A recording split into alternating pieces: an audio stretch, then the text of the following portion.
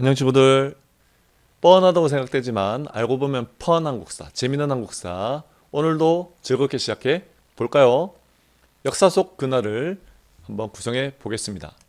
1453년 10월 10일이 되겠네요. 수양대군 들어본 사람이다, 그죠?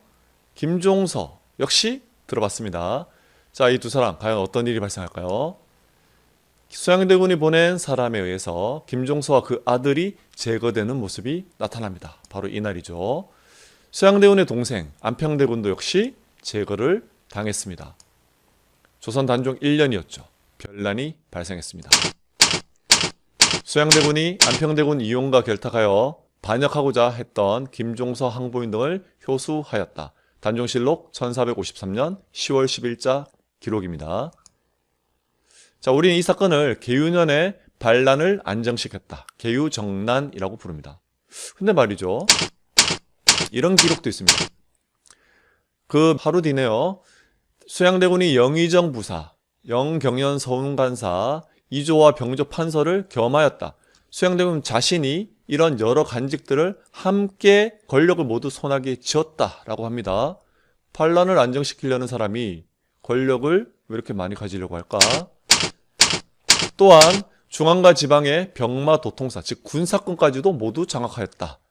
과연 수양대군이 반란을 진정시키고 안정시킨 정도일까, 아니면 권력을 탐하는 자기가 반란을 일으킨 것일까?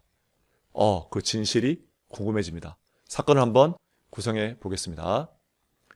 1452년 단종이 즉위했는데요. 그 전에 먼저 이 임금들을 한번 봐야 되겠죠. 우리 조선시대의 성군, 바로 세종대왕이시다, 그죠?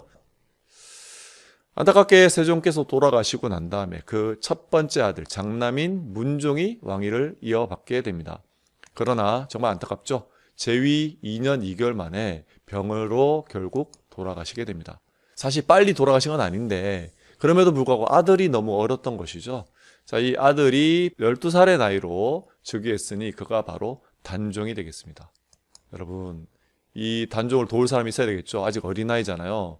원래 같으면 보통 이렇게 어린 임금이 많이 있어요. 여러 사례가 있습니다. 그런 때는 보통 엄마가 도와줘요. 근데 단종 엄마 현덕 왕후는 단종을 낳다가 돌아가셨죠. 자, 할머니였던 소헌 왕후, 바로 세종대왕 비죠. 이분 할머니도 돌아가시고 없었죠. 안 계셨습니다. 그러면 12살의 단종을 누가 도와줄까요? 자, 숙부들이 있었습니다. 여러 숙부들이 있었는데 둘째 숙부 수양대군이 있었고 셋째 숙부 안평대군이 대표적인 그런 친척이 되겠죠. 반면 여러 신하들이 있습니다. 김종서, 아까 사군 육진 중에 육진을 개척했던 그 북방의 호랑이라 불렸던 사람입니다. 그러나 항보인 같은 신하들, 쟁쟁한 신하들이 있었죠. 과연 이 중에서 누가 단종을 가까이서 모실 수 있었을까? 바로 신하들이 승리를 거둡니다. 그래서 신하들이 황표정사라고 해서 누런색 띠를 붙여서 단종 임금님, 노란색 표시를 한 이 사람들, 이 결정사항을 결정하시면 됩니다. 고르시면 됩니다. 라고 정치를 좌우했어요. 그 정도로 권력을 신하들이 누리게 되었죠. 그러면 단종은 왜 이런 선택을 했을까? 숙부인 수양대군과 안평대군이 왕위를 노린다라는 소문도, 흉흉한 소문이 많았고요.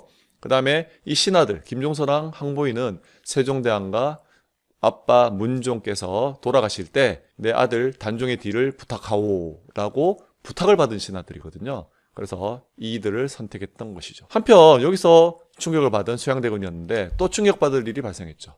바로 자기 동생이었던 안평대군마저도 저들 항보인과 김종서 편과 함께 편을 먹었다 라는 소문이 돌았기 때문이죠. 그래서 수양대군은 여기서 충격을 먹고 자신의 세력을 끌어모으려고 합니다. 대표적인 인물이 바로 한명회라는 사람이죠. 한명회는 이 수양대군의 책사, 그러니까 머리 쓰는 깨주머니 역할을 담당하면서 이 어려운 상황을 역전시켜서 수양대군이 권력을 얻을 수 있는, 더 나아가서 왕위를 차지할 수 있는 그런 방법들을 강구하게 됩니다. 그리고 많은 무리들을 끌어모으죠. 수양대군은 그 앞에 태종 이방원을 많이 닮았던 것 같아요. 호탕하고 무예도 뛰어나고 뭐 말에서도 막 날렵하게 몸을 날릴 수 있을 정도로 몸쓰는 무예가 뛰어났다고 합니다. 그래서 사람들도 잘 끌어당기는 힘이 있었다고 하네요. 이렇게 무리를 모은 수양대군. 이제 사건은 어떻게 전개될까요? 다시 그날로 돌아왔습니다. 1453년 10월 10일이죠. 수양대군이 먼저 라이벌로 생각했던 건 바로 김종서였습니다. 북방의 호랑이. 그 권력자만 없앤다면 한결 쉬워지겠죠. 자, 수양대군은 김종서를 불러냅니다. 그래서 김종서에게 지나가다가 김종서 대감께 전달할 편지가 있어서 갖고 왔습니다. 라고 편지를 보여주죠. 김종서는 이 편지 내용이 궁금해서 한번, 그때는 어둡잖아요. 그죠? 달빛에 비춰서 이렇게 보려고 합니다. 등을 지고선 이때를 틈타서 바로 사람을 시켜 철퇴로 내려쳐서 결국 김종서를 제거했죠. 그 아들조차도 제거하게 됩니다. 이 사건이 바로 개요장난이죠. 이후로 수양대군은 이제 궁궐로 들어가서 신하들 불러 모으죠. 왕에게 김종서가 반란을 일으켰습니다. 나에게 권력 주세요. 라고 해놓고 바로 신하들을 불러 모읍니다. 그래서 살생부라고 해서 죽이고 살릴 사람을 적어놓은 그런 장부, 일종의 데스노트라고나 할까요? 여기에 따라서 내 편이 될 만한 사람은 살리고 내 편이 되지 않을 사람은 이와 같이 제거를 하는 악독한 모습을 보였죠. 자, 그리고 권력을 차지한 이후에 영의정이란 자리, 그 다음에 경련서원관사, 그 다음에 이조판서와 병조판서, 모든 인사권까지, 무관들, 무신들을 임명할 권리까지도 다 장악하면서, 더 나아가서 중앙과 지방의 군사권까지 장악하면서 이제 권력자가 되었죠. 이런 상황에서 단종이 버틸 수 있었을까요? 수없이 압박이 갔습니다. 단종에 가까운 사람들, 측근들을 괴롭히고 압박해서 결국 단종이 이와 같이 옥새, 우리 임금의 도장을 넘기게 되겠죠. 결국 수양대군은 세조라고 해서 7대 임금이 되었습니다.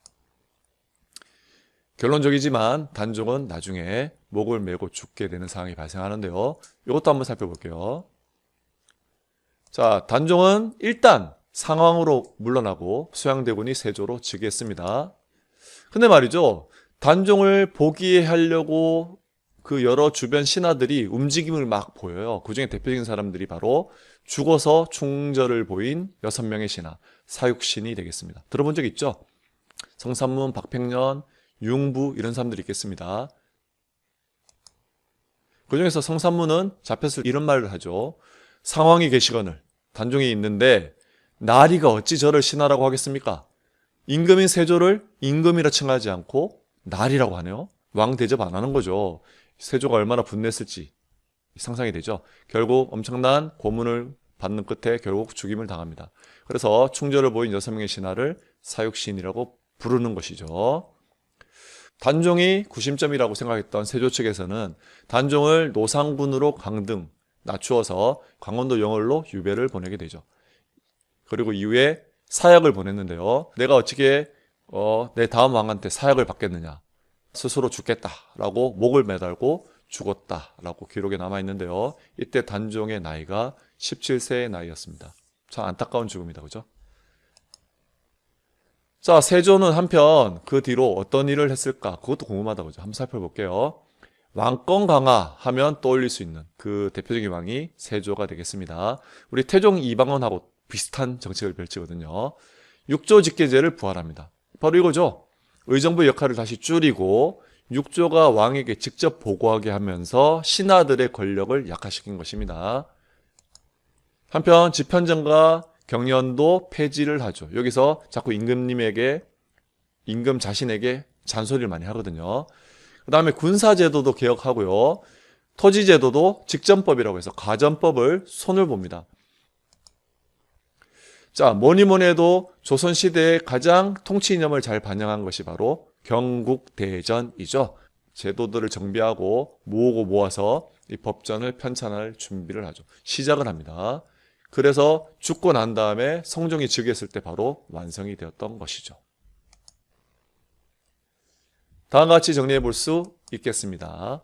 오늘 배웠던 바로 그날 개요정난에 대해서 살펴보았습니다.